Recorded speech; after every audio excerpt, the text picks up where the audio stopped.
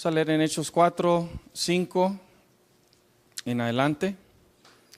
Y dice así: aconteció al día siguiente que se reunieron en Jerusalén los gobernantes, los ancianos y los escribas, y el sumo sacerdote Anás y Caifás y Juan y Alejandro y todos los que eran de la familia de los sumos sacerdotes, y poniéndoles en medio, les preguntaron: ¿con qué potestad o en qué nombre habéis hecho vosotros esto?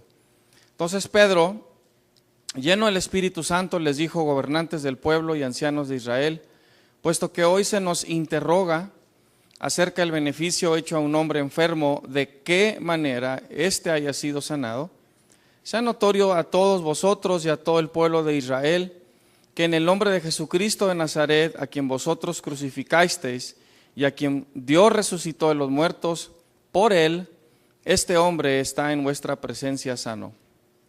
Este Jesús es la piedra reprobada por vosotros los edificadores, la cual ha venido a ser cabeza del ángulo. Y en ningún otro hay salvación, porque no hay otro nombre bajo el cielo dado a los hombres en que podamos ser salvos. Entonces, viendo el denuedo de Pedro y de Juan, y sabiendo que eran hombres sin letras y del vulgo, se maravillaban y les reconocían que habían estado con Jesús. Y viendo al hombre que había sido sanado, que estaba en pie con ellos, no podían decir nada en contra.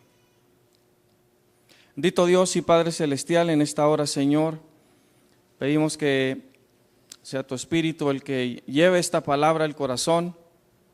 Te pido el entendimiento, Señor, que se necesita, Padre, para poder captarla, para poder entenderla, Señor.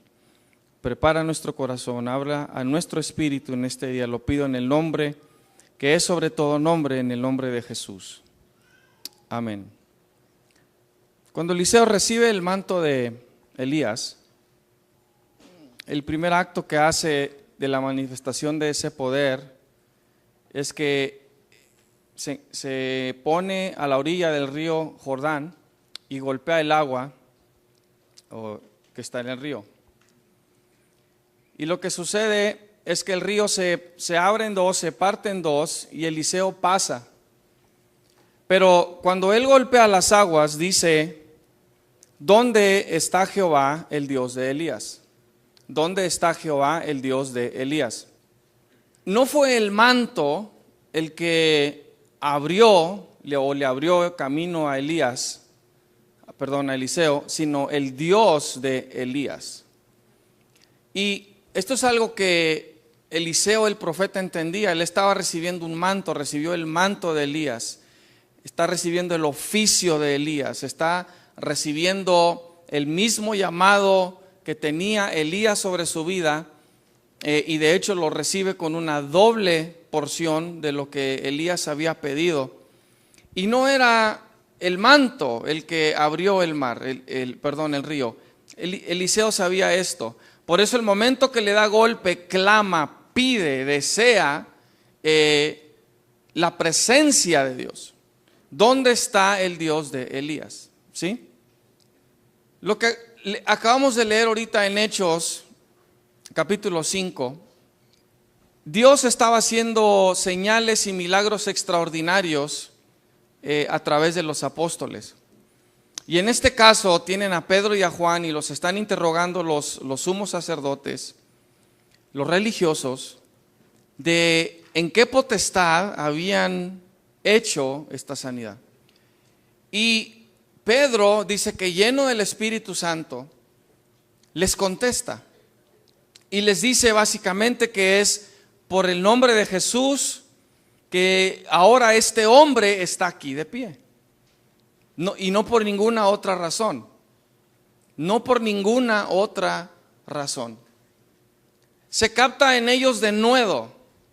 Se capta o se percibe en ellos osadía, atrevimiento, ¿verdad? Pero cuando Pablo habla, lo está haciendo lleno del Espíritu de Dios. Y algo que a ellos les impresiona, porque dice que ven el denuedo de Pedro y de Juan, pero hay algo que ellos sabían.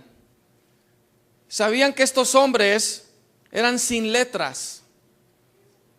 sin letras. Una de las cosas que esto puede significar es que no eran gente muy educada.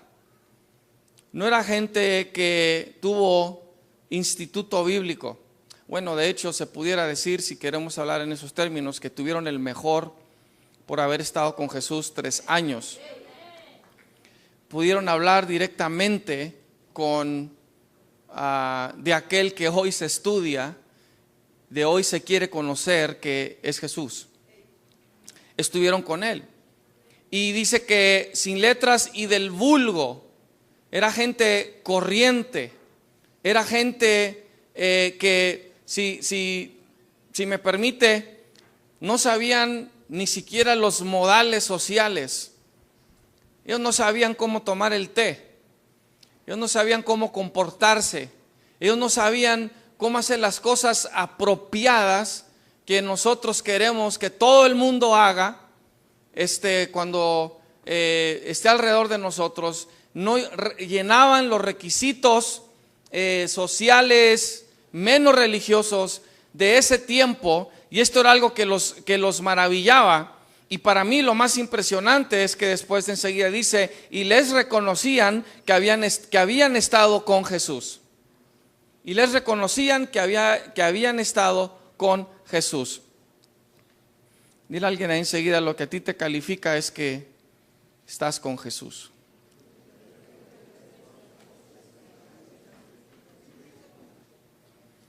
Imagínense que estamos hablando de unos hombres que aún en este tiempo y por el estándar de ese tiempo eran unos ignorantes, completamente.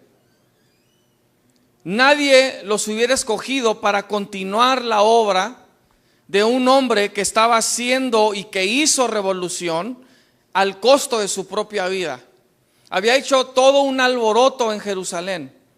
Todo Jerusalén sabía lo que había pasado en esa ciudad. Si usted recuerda cuando el Señor va caminando y no permite que 2 hombres le reconozcan, y él va platicando con ellos y les pregunta qué es lo que está pasando, y ellos le contestan, ¿eres tú el único forastero que no sabe lo que ha sucedido en la ciudad? En otras palabras, todos sabían. Y esto es impresionante, hermanos, cuando entendemos que no existían los medios de comunicación que hoy existen, donde la palabra corre más rápido, donde ahora si algo pasa en otra parte del mundo, en cuestión de segundos uno puede saber lo que acaba de pasar en otra parte del mundo, sea de día o sea de noche. En este tiempo no se tenía, y sin embargo toda la ciudad sabía lo que estaba sucediendo. ¿Y qué pasa ahora? Que esta obra se le encomienda a hombres ignorantes, hombres sin letras, hombres de vulgo, que no saben, no tienen ni siquiera modales, si usted me permite, para llevar esta obra adelante, pero están llamando la atención por lo que Dios está haciendo a través de ellos. Nadie los hubiera escogido para continuar la obra de Jesús, nadie. Y sin embargo la puso en la mano de ellos. Estos hombres tenían algo que los educados no tenían, algo que los separó de los demás. Es que habían estado con Jesús. Pero más importante, y es lo que quiero comentar hoy brevemente, poseían la unción del Espíritu Santo. Poseían la unción del Espíritu Santo. Ordenaban algo, hablaban algo, decían algo en el nombre de Jesús y cosas sucedían. Cristo vino a cambiar las reglas de los religiosos y puso en su sola potestad dar el Espíritu Santo a quien Él quisiera. A quien Él quisiera. Y de eso se trata, de la unción. La unción es la que pudre los yugos. Si no todas las letras que usted sabe o que yo sé, no las habilidades que tenemos, no la música, no el shofar, no la danza, no los gritos, no la emoción. No deje, si es que alguien usa corbata, no deje que la corbata lo engañe. No deje que el traje lo engañe. No deje que las bellas palabras lo engañen. Sin la unción del Espíritu Santo, los yugos no se pudren. Y todo lo que hay y todo lo que sucede en la iglesia es que está siendo entretenida, pero yugos no están cayendo. Porque es la unción la que lo pudre, no es la gritería. No es que uno alce la voz, no es que uno se ponga emocional. Nada de eso, nada de eso. Si la unción no está presente, el Espíritu Santo no está presente. Si el Espíritu Santo no está presente, los yugos ahí van a continuar, las cargas ahí van a continuar, todo va a continuar ahí. Es la unción la que pudre el yugo, obrando a través de quien Él llama, a través de quien Él escoge, a través de quien Él elige. David fue un hombre que fue ungido para ser rey. Pero antes de recibir el reino, él recibió la unción, o tenía ya la unción. Y era la unción la que le daba gracia y le daba favor con el pueblo, la unción. A donde quiera que iba David y lo que hacía, la unción iba delante de él. Antes que Eliseo, por ejemplo, se parara al río, a la orilla del río, la unción del Dios de Elías ya estaba allí esperándolo. Antes que Eliseo fuera, antes que Eliseo se parara a la orilla, antes que recibiera el manto, antes de que cualquier cosa sucediera. Pero el momento que él es ungido, el momento que él recibe el manto, se para a la orilla del río Jordán, golpea las aguas con el manto y dice: ¿dónde está el Dios de Elías? El río se parte en dos. David caminaba entonces confiado, porque la unción de Dios iba delante de él y estaba sobre él. Podía descansar en la unción. Sí, él no descansaba en nada.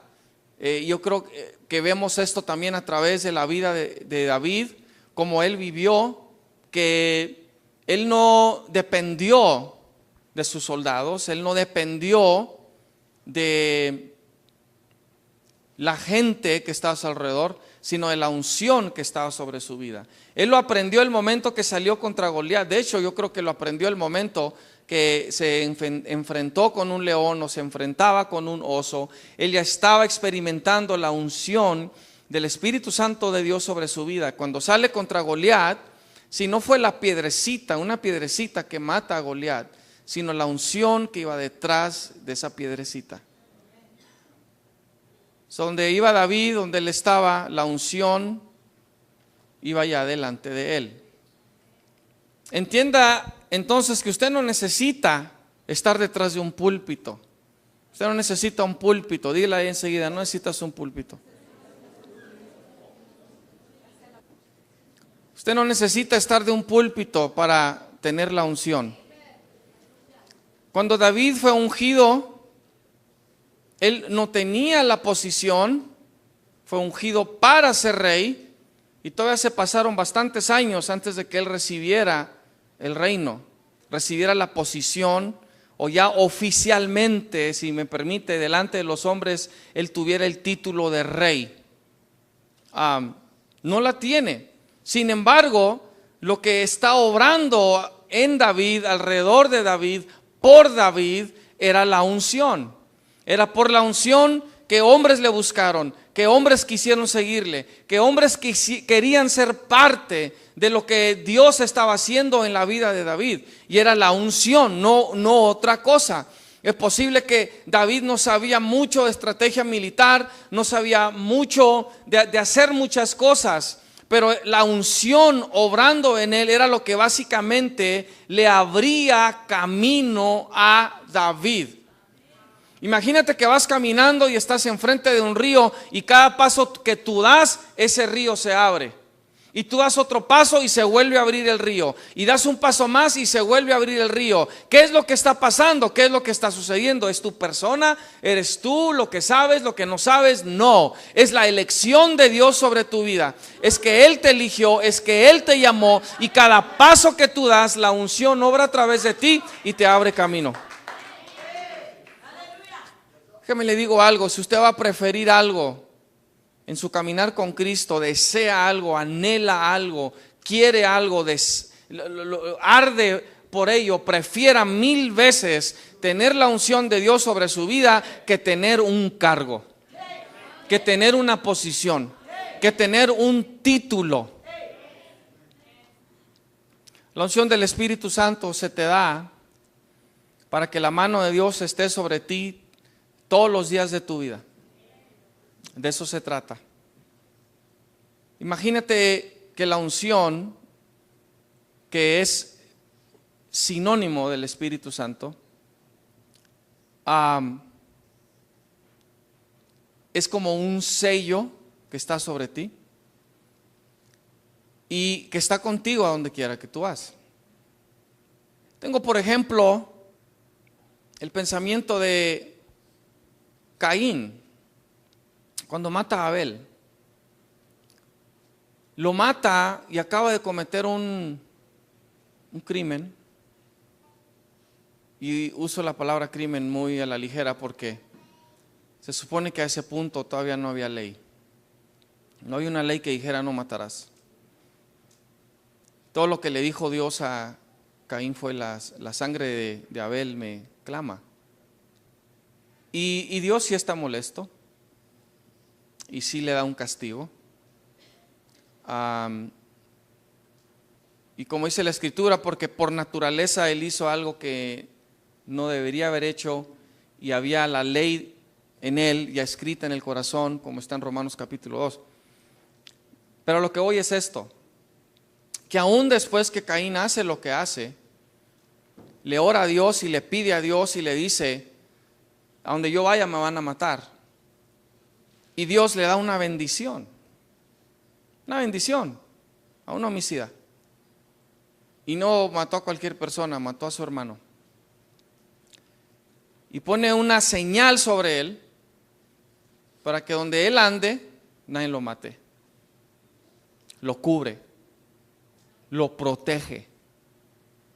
Y por bastantes años, porque en aquel entonces vivían casi 1000 años, bastantes años. Y yo digo, si algo así Dios da a un homicida, una señal que lo cubra, que lo proteja, cuánto más la unción del Espíritu Santo sobre aquellos quien Él escoge. Y alguien enseguida tiene el sello del Espíritu. Toda tu vida, esa es la intención. Para donde que te use, donde quiera que estés, donde quiera que vayas, donde quiera que Dios te envíe. Después de ser ungidos, por ejemplo, David nunca regresó con las ovejas. Después que la palabra de Dios se cumple sobre él. Eliseo nunca regresó con los bueyes, porque él fue un hombre de campo. La unción te abre los propósitos más grandes que en tu vida has conocido. La unción te abre los propósitos más grandes que en tu vida has conocido. Y a Dios no le importa tu pasado. Dile a alguien enseguida: al Señor no le importa tu pasado. Dile: no le importa cuánto sabes o no. No le importa de cuál familia vienes. A Dios no le importa quién fue tu mamá o fue tu papá, que te hicieron o no te hicieron. Lo único que importa es que Él te eligió, te escogió, y que la unción del Espíritu Santo está sobre ti. El Espíritu Santo quiere darte profecía, quiere darte visiones. Los dones del Espíritu Santo, que incluyen palabra de sabiduría, palabra de ciencia, el don de fe, don de sanidad, operación de milagros, profecía, discernimiento de espíritus, diversos géneros de lenguas, interpretación de lenguas, entre otros dones que Él te quiere dar. Y todo va a ser por unción del Espíritu de Dios, es todo. El Espíritu Santo se manifiesta a tu vida para que tengas algo poderoso que decir, que transforme la vida de aquellos que te escuchen. No porque eres alguien, sino porque Él ahora está en ti. Es la unción del Espíritu lo que pudre el yugo del enemigo. Una vez más, es la unción, no ninguna otra cosa, no ninguna dinámica que podamos hacer. No es un drama, no es una película, nada de eso. Es que simplemente tú te permitas ser usado por Dios y que permitas y dejes que sea la unción, si es que está sobre ti, quien te abra los ríos, quien te abra las puertas, quien te abra y haga lo que tenga que hacer. Que sea la unción del Espíritu de Dios. Es todo. Que tú no tengas absolutamente nada de qué preocuparte, de qué hacer, de qué pedir, sino que sea la unción del Espíritu Santo quien te guíe, te mueva, te dirija a hacer absolutamente todo. Todo. Vaya conmigo a 2 Reyes 13. Quiero enseñarle algo realmente impresionante. Y es una mención muy corta de esto en la palabra. Y otra cosa más que destacar que no era Eliseo, que no era el manto, que no era nada de lo que tenía que ver con Eliseo, que provoca todo esto. No, yo personalmente no entiendo otra razón por qué pasó esto que vamos a leer. Y lo comenta suena como que es un comentario, pero es algo interesante. Y mire lo que dice. Nada más para que usted se dé cuenta que nunca se trata de usted. Jamás se trata de usted. No importa que usted diga, no importa que usted haga, no importa que usted piense, no importa lo que usted planee o no planee. Nunca se trata de usted. Nunca se trata de mí. Y se lo voy a comprobar. Mire, 2 Reyes 13:20. Y dígame ahorita leer esto si es que no es Dios quien está siempre detrás de todo. Dice, y murió Eliseo. Diga conmigo, Eliseo está muerto. Dice, y lo sepultaron. Ahora, a este punto ya se había pasado tiempo. ¿Por qué? Porque todo lo que hay ahí son sus huesos. Y dice, entrado el año, vinieron bandas armadas de moabitas a la tierra. Y aconteció que al sepultar unos a un hombre, súbitamente vieron una banda armada y arrojaron el cadáver en el sepulcro de Eliseo. Y cuando llegó a tocar, diga tocar, o sea, cuando hizo contacto, el muerto, los huesos de Eliseo, revivió y se levantó sobre sus pies. Si alguien dijo que de dos muertos no se hace uno, un vivo, ahí está. Ahora, ¿qué tuvo que ver Eliseo ahí? Nada, absolutamente nada. Si tenía el manto ahí con él, quién sabe. Si lo envolvieron en él, quién sabe. Dice mi mamá, cuando yo pase, pónganme un frasco de salsa ahí en el féretro adentro, un aguacate y un pedazo de queso, porque es lo que le encanta. Yo no sé si aquí Eliseo, su manto estaba ahí dentro, no lo comenta. Pero el momento que este otro hombre muerto hace contacto con los huesos de Eliseo, este hombre revive. Y yo le preguntaba al Señor, o sea, ¿qué pasó aquí? ¿Para qué esto? ¿Qué es el propósito? A veces creo yo que las respuestas que damos son simples. Dios es Dios y Él puede hacer lo que Él quiere. Sí. Claro. Pero también vemos que cuando hay un Dios de propósito, por algo lo hace.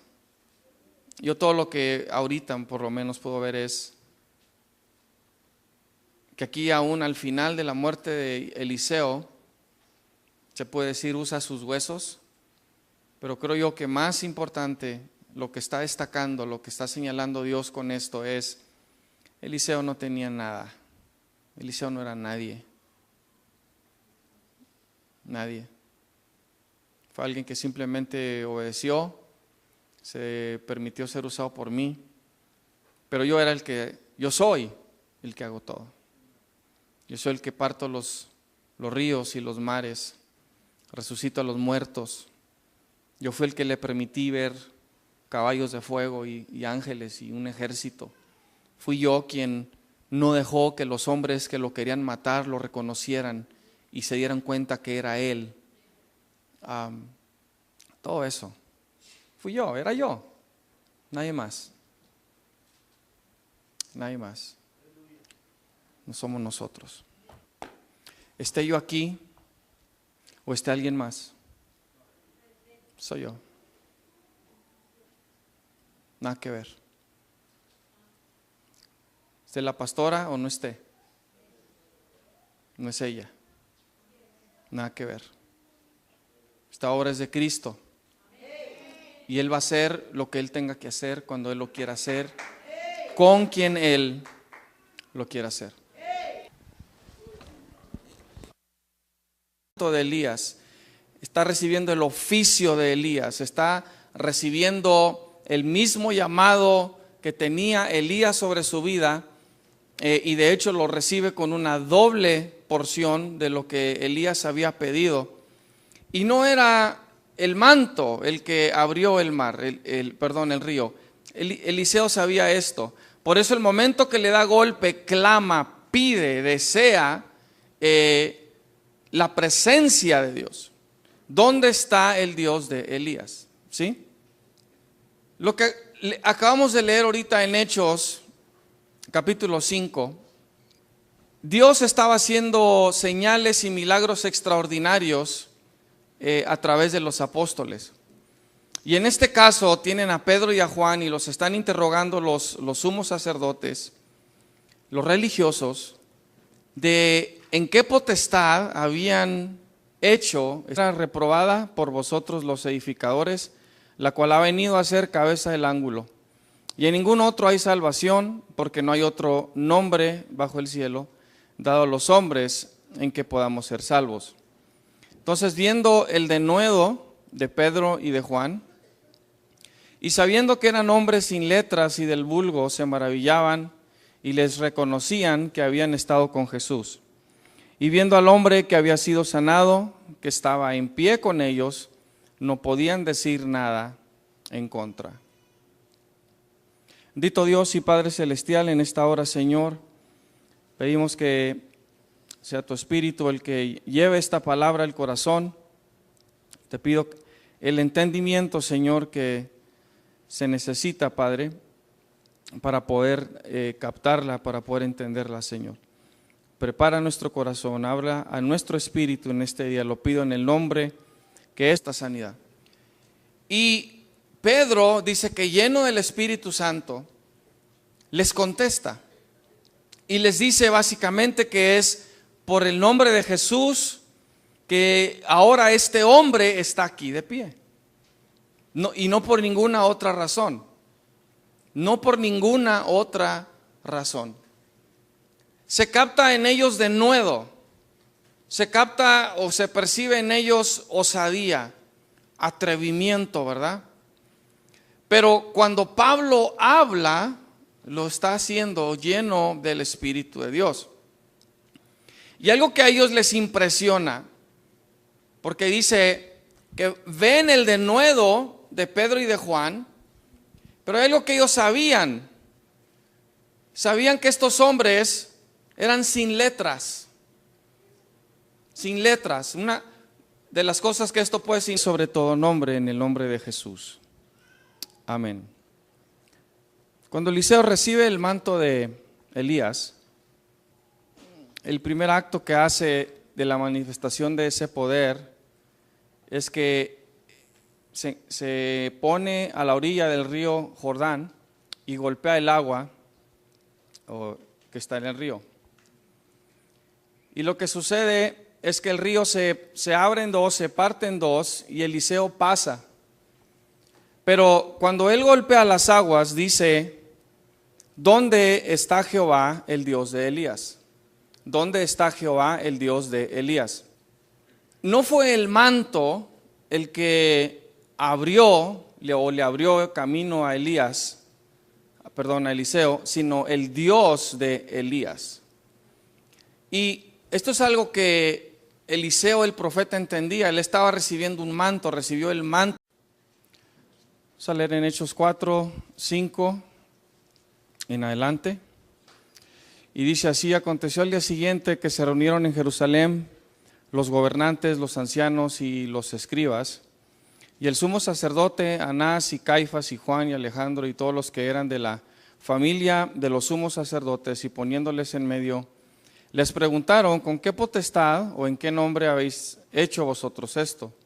Entonces Pedro, lleno del Espíritu Santo, les dijo: gobernantes del pueblo y ancianos de Israel, puesto que hoy se nos interroga acerca del beneficio hecho a un hombre enfermo, de qué manera éste haya sido sanado, sea notorio a todos vosotros y a todo el pueblo de Israel, que en el nombre de Jesucristo de Nazaret, a quien vosotros crucificasteis y a quien Dios resucitó de los muertos, por él, este hombre está en vuestra presencia sano. Este Jesús es la piedra